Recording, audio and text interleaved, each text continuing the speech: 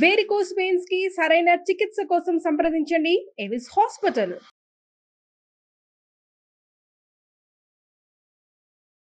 నమస్కారం అండి, డాక్టర్ శ్రీ ఆచార్య అనంతకృష్ణ స్వామి గారు. నమస్కారం. 672వ ఎపిసోడ్ చేసే ముందు ప్రత్యేకించి ప్రతి ఒక్కళ్ళు అడిగేది, మీ ఆడియన్స్ ఎస్పెషల్లీ క్లాసెస్ ఎప్పుడు ఉండబోతున్నాయి, దాంతోపాటు ఏ ఏరియాలలో డేట్స్ ఏంటి అని అడుగుతున్నారు. ఒకసారి దాని గురించి సార్. ఓకే అమ్మా, మనకి ఇప్పుడు 2024లో ఈ 24 తారీఖు నవంబర్లో హైదరాబాద్లో రెగ్యులర్ క్లాస్ ఉంటుంది. అలాగే 1 డిసెంబర్ వచ్చి రాజమండ్రిలో ఉంటుంది. 8 డిసెంబర్ వచ్చి విజయవాడలో ఉంటుందమ్మా. అలాగే మనకి డిసెంబర్ 22 హైదరాబాద్లో స్పెషల్ క్లాస్ ఉంటుంది. తొందరగా ఎన్రోల్ చేసుకోండి, ఎందుకంటే చాలా రష్గా ఉంది. అలాగే 29 డిసెంబర్ వచ్చి అనంతపురంలో ఉంటుందమ్మా. 26 జనవరి వచ్చి 2025 విశాఖపట్నంలో ఉంటుంది. అలాగే 2 ఫిబ్రవరి వచ్చి తిరుపతిలో ఉంటుందమ్మా. 16 ఫిబ్రవరి వచ్చి బెంగళూరులో ఉంటుంది.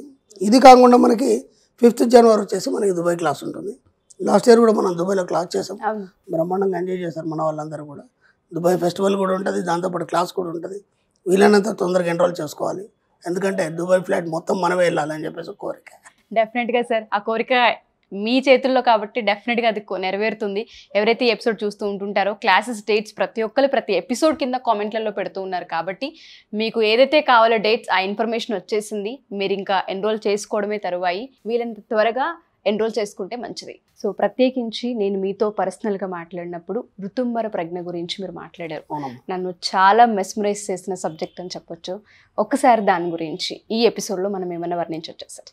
ఋతుంబర ప్రజ్ఞ గురించి మనం ఇంత చెప్పుకున్నాము. అంటే నేను ఇంత ఆ ఎపిసోడ్లో కూడా నేను చెప్పాను, ఋతుంబర ప్రజ్ఞ గురించి ఎంత చెప్పుకున్నా తక్కువ, ఎందుకంటే ఎంత చెప్పుకున్నా ఇంకా ఉంటుంది, ఎంత చెప్పుకున్నా ఉంటుంది. ఇది ఎవరెవరు పనిచేస్తుంది, ఎలా పనిచేస్తుంది అంటే మనకి ఋషులకు పనిచేస్తుంది, ఓకేనా. అలాగే జంతువుల మీద బాగా పనిచేస్తుంది, మనకు మాత్రం పనిచేయదు. ఎలా అంటారు? చెప్తున్నా అంటే వెన్నుముక వంకర ఉన్నటువంటి జీవులు ఏవైతున్నాయో వాటి మీద పనిచేయదు. ఇప్పుడు యోగులు, ఋషులు, మునులు ఉన్నారు, వాళ్ళ ఋతుంబర ప్రజ్ఞ పట్టుకొని వాళ్ళు ఏదైనా సాధించగలరు, ఎక్కడిదకైనా ప్రయాణం చేయగలరు. ఇప్పుడు మనకి కుంభమేళ జరుగుతుంది. కుంభమేళ టైంలో కొన్ని లక్షల మంది సాధువులు వస్తారు, ఓకేనా. వాళ్ళు ఎక్కడ కూడా బస్సులలో ఎక్కించినట్టు మనకు కనిపించదు. కుంభమేళ అయిపోయిన తర్వాత కూడా ఒక ప్రాంతం వరకు నడుచుకుంటూ పోయినట్టు కనిపిస్తుంది. వాళ్ళు ఎక్కడ వెళ్తారో తెలియదు. మళ్ళీ వీళ్ళందరూ ఏ విధంగా వస్తారు, ఏ విధంగా మాయమైపోతారు, దీని మీద చాలా పరిశోధనలు చేశారు, కానీ ఇప్పటివరకు కూడా తేలలేదు. ఎందుకంటే వాళ్ళు ఆకాశగమన విద్య ద్వారా వస్తారు. అంటే ఒక్కసారి ఋతుంబర ప్రజ్ఞ నీకు అలవాటు అయిపోతే నువ్వు అనంతంగా మారిపోతావు. చెప్పేది నువ్వు అనంతంగా మారిపోతావు. అనంతంగా మారిపోయినప్పుడు ఏమవుతుందంటే ఈ విశ్వం అంతా నీ సొంతం అవుతుంది. నువ్వు విశ్వంలో అనంతంగా సూక్ష్మ రూపంలో ఎక్కడికైనా ప్రయాణం చేయొచ్చు, ఏమైనా చేయొచ్చు. నువ్వు కోరుకున్నది నీ దగ్గరకు వస్తుంది. అంటే నువ్వు అనంతమైన పని. ఇప్పుడు ఇల్లంతా మీదే అనుకోండి, ఇక్కడ ఉన్న ప్రతి వస్తు మీదే కదా. ఎగ్జాక్ట్లీ. అనంతంతా మీరే అయిపోయినారు అనుకోండి, అనంతంలో ఉన్న ప్రతిదీ మీరైపోతారు. కాబట్టి ప్రతిదీ మీదే. ఒక్కసారి ఆ ప్రజ్ఞను పట్టుకున్నామంటే మనకు అన్నీ తెలిసిపోతాయి, అన్నీ మీకు అవగతం అవుతాయి. ఇక్కడ మనిషి విషయానికి వచ్చేసరికంటే ఈ ఋతుంబర ప్రజ్ఞ అనేది మనకి చిన్నప్పటి నుంచి పనిచేస్తుంది, కానీ అది అని తెలియదు మనకి. అది అని తెలియదు. అవును. ఇక్కడ మనం దాన్ని ఇంప్రూవ్మెంట్ చేసుకోవాలన్నప్పుడు దాన్ని ఎలా ఇంప్రూవ్మెంట్ చేసుకోవాలి, చిన్నప్పటి నుంచి మనకి ఎలా పనిచేస్తుంది అంటే, ఇప్పుడు మనం చిన్నప్పుడు స్కూల్కి వెళ్తాము. స్కూల్లో ఇప్పుడు కొన్ని విషయాలు మనం అనుకుంటాం ఏంటంటే ఈరోజు ఈ టీచర్ రాకుండా బాగుంటాం, ఓకేనా. చిన్నప్పుడు మనం చేసి అందరం కూడా ఇవన్నీ చేసిన ఎక్స్పీరియన్స్ సరిగ్గా ఎందుకు ఆ టీచర్ ఆ రోజు రాదు, ఓకేనా. లేదా హోంవర్క్ చేయలేదు, పొద్దున్న నన్ను అడగకుంటే బాగుండవు, ఓకే. అడగరు టీచర్, పక్కవాడిని అడుగుతా, అందులో పెద్ద పని ఉంటుంది, వెళ్ళిపోద్దాం. ఇలా ఎన్నో సందర్భాల్లో మనం ఇప్పుడు ట్రాఫిక్ పోలీస్ ఉన్నాడు, అక్కడ నన్ను పట్టుకోవద్దు అని చెప్పేసి గట్టిగా నువ్వు అప్రిమేషన్ చేస్తాం. సడన్గా అక్కడ నుంచి స్కిప్ అయిపోవడం జరుగుతుంది, లేదంటే నిన్ను అడిగాడు వేరే వాళ్ళని పట్టుకుంటాడు. ఇలా ఎన్నో సందర్భాల్లో మనకు ఋతుంబర ప్రజ్ఞ మనకు పనిచేస్తుంది, కానీ ఋతుంబర ప్రజ్ఞ అనేది తెలియదు. కాబట్టి ఎప్పుడైతే నువ్వు ఋతుంబర ప్రజ్ఞని నువ్వు ఎరిగినవో ఆ ఎరిగిన మరుక్షణం నుంచి అది నీతోనే ఉంటుంది.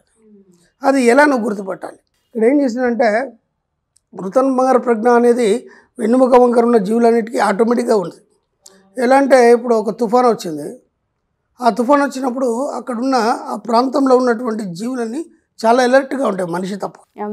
మీరు చూడండి, తుఫాన్లలో కానీ భూకంపాల్లో కానీ ఎక్కువ జంతువులు చావవు, మనుషులకు ఎక్కువ నష్టం జరుగుతుంది, జంతువులు చావు. అన్నీ ఎక్కడ మాయమైపోతుందో తెలియదు.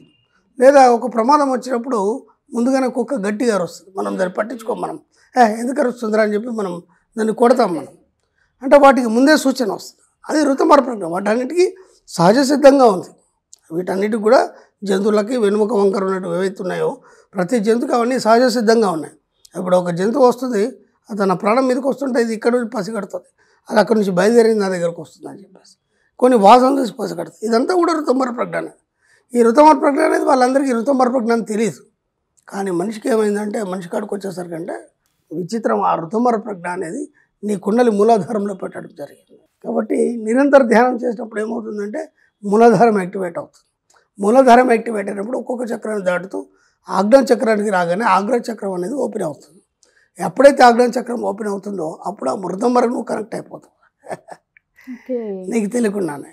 లేదా ఇదంతా మనతో ఎక్కడవుతుంది, ఇవన్నీ సాధన చేయాలంటే గురువు కావాలి, ఇవన్నీ చేయాలి, మనం మనతో ఎక్కడ సాధ్యమవుతుంది అన్నప్పుడు ఒకే పదార్థాన్ని లేదంటే ఒకే విషయాన్ని నిశితంగా పరిశీలించినప్పుడు, ఒకే విషయాన్ని ఒకే పదార్థాన్ని నిశితంగా పరిశీలించినప్పుడు నీకు ఋతుమర ప్రజ్ఞ కరెక్ట్ అవుతుంది.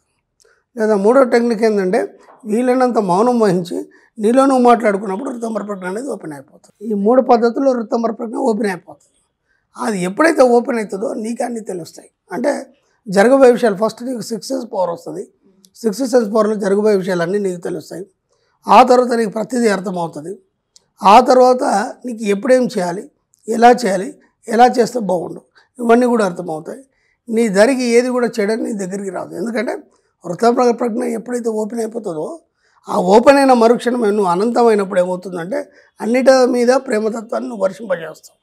కాబట్టి అక్కడ శత్రువు కూడా నీకు మిత్రం అయిపోతుంది. అర్థమైందా? ఎలాగైనా సరే నువ్వు అనంతం అయిపోయినప్పుడు ఆ ఋతుమర ప్రజ్ఞ అనేది నీతోనే ఉంటుంది. అది కావాలన్నప్పుడు మనం చెప్పుకున్న 3 టెక్నిక్లు మనం కంటిన్యూ చేయాలి, ఖచ్చితంగా ఫాలో అవ్వాలి. మీరు చెప్పినట్టుగానే ఋతుమర ప్రజ్ఞ అనేది ఒక మనిషి ఎరుకుగా ముందే ఐడెంటిఫై చేసేంత 6 సెన్స్ పవర్ని పొందడం అనేది, ఒకటి చక్రాన్ని యాక్టివేట్ చేసుకోవడం కావచ్చు, మౌనంగా ఉండడం కావచ్చు, లేదంటే ఒకే దానిపైన ఫోకస్డ్గా ఉండడం కావచ్చు. ఈ 3 కనుక చేయగలిగితే మనపైన మనకు పట్టు వస్తూ ఉంటుంది. Wonderful sir. దీని గురించి మీరు ఎంత చెప్పినా తక్కువే అని స్టార్టింగ్లోనే చెప్పారు. దీని గురించి ఇంకెంత చెప్పుకున్నా తక్కువే అనిపిస్తూ ఉంటుంది. బట్ ఒక ఎపిసోడ్లో అంతకుమించి మనం కూడా మాట్లాడలేం కాబట్టి చాలా మైన్యూట్ డీటెయిల్స్ మీరు అందించారు. ఈ ఎపిసోడ్ని 1కి 4 సార్లు చూడండి. అనంతకృష్ణ స్వామి గారు చెప్పినట్టుగా ఈ 3 ఏవైతే ఉంటాయి టెక్నిక్స్ని ఒక 1 వీక్ పాటించి చూడండి. మన లైఫ్లో అద్భుతాలని మనం చేసే అవకాశం మనకు అనిపిస్తూ ఉంటుంది. ఈ ఋతుమర ప్రజ్ఞని ఎలా ఉపయోగించుకోవాలి మన సబ్జెక్ట్ మరి అది కూడా తెలియాలి కదా. మన సబ్జెక్ట్ ఏంటంటే మనకి డబ్బు సంపద ఐశ్వర్యం కావాలి కదా. కాబట్టి ఫస్ట్ మనం ఏం చేస్తామంటే ఋతుమర ప్రజ్ఞని దానికే ఉపయోగించుకుంటాం. మనం డబ్బు సంపద ఐశ్వర్యానికి ఉపయోగిస్తాం. ఎందుకంటే ఇప్పటివరకు మనకు తీరని కోరికలు ఎన్నో ఉన్నాయి. గత జన్మ నుంచి కూడా మనకేదో తీరని కోరికలు, ఆ కోరికలను మోసుకొని వచ్చాము. ఈ జన్మలో కూడా ఎన్నో మనం తీరని కోరికలు ఉన్నాయి. ముందుగా మనకు ఋతుమర ప్రజ్ఞ యాక్టివేట్ అయిన మరుక్షణం మనం ఏం చేస్తామంటే మనకు కావాల్సిన కోరికలన్నీ మనం తీర్చుకోవడం జరుగుతుంది. ఓకేనా? ఎందుకు తీర్చుకోవాలి? కామి కాని వాడు మోక్షకామి కాడు, అంటే కోరికలు లేని వాడికి మోక్షం లేదని చెప్పేది శాస్త్రం. కాబట్టి ఖచ్చితంగా నువ్వు అన్ని కోరికలు ఉండాలి, కోరికలు తీర్చుకోవాలి. తీర్చుకుంటే ఏమవుతుందంటే ఈ జన్మలో మొత్తం కోరికలు తీర్చుకున్నాము, ఇక మళ్ళీ కోరికలు అంటూ ఉండవు. ఇక అప్పుడు ఏమవుతుందంటే కోరికలు లేని జీవితం ఏదైతుందో, అంటే అన్ని కోరికలు సంపూర్ణంగా నువ్వు ఎప్పుడైతే అనుభవించావో ఇంకేం ఉండదు. కాబట్టి అప్పుడు నువ్వు మోక్షానికి అర్హుడు అని చెప్పబడింది. కాబట్టి ముందు మనం ఏం చేయాలి? మన దగ్గర డబ్బు వచ్చింది, సంపద వచ్చింది, ఐశ్వర్యం, మన కోరికలన్నీ తీర్చేసుకోవాలి. కోరికలను తీర్చుకున్న తర్వాత ఎలా ఉంటుందంటే నీకు ఒక యోగి మనస్తత్వం అనేది అలవాటు అవుతుంది.